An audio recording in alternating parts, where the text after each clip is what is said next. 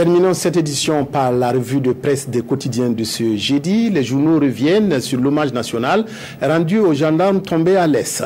La présidentielle malienne et ses résultats publiés aujourd'hui sont passés aussi à la loupe. Tobom Evelyne Dabiré.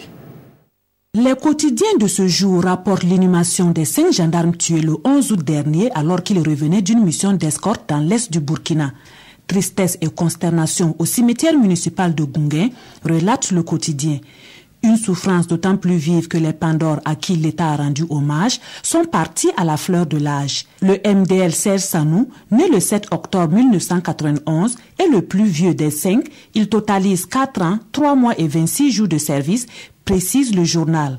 Pour les familles des victimes, rapporte Sidoya, ces départs prématurés sont difficiles à accepter, mais elles s'en remettent à Dieu et appellent les autorités à plus de courage et d'abnégation dans la lutte contre les forces du mal.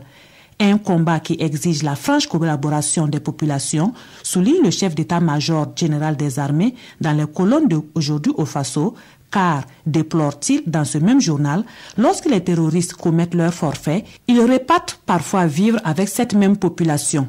Des groupes terroristes sont en train de vouloir se réfugier dans cette grande forêt de l'Est qui, à cette période, est très boisée avec des routes impraticables. Mais les FDF n'auront de choix que de s'y adapter. C'est pourquoi Oumarou Sadou n'exclut pas des manœuvres à pied, explique ce journal. Hors de chez nous, l'actualité reste dominée par l'attente des résultats au Mali. Mais a-t-on encore besoin des résultats, s'interroge l'observateur Palga.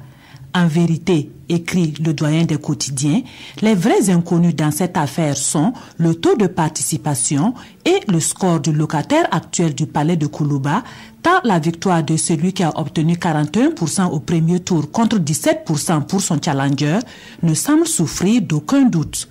Dans tous les cas, c'est aujourd'hui en principe que les Maliens sauront qui de Ibeka et Cissé devra conduire leur destinée pour les 5 ans à venir. Pour leur analyse Sidoya, la double revendication de la victoire par les 2 protagonistes ne pourra prospérer dans un Mali unique et indivisible. En somme, la pluie qui fouette le Mali ne saura s'accommoder d'une crise consécutive à la volonté des 2 individus au soir de leur carrière politique, conclut ce journal.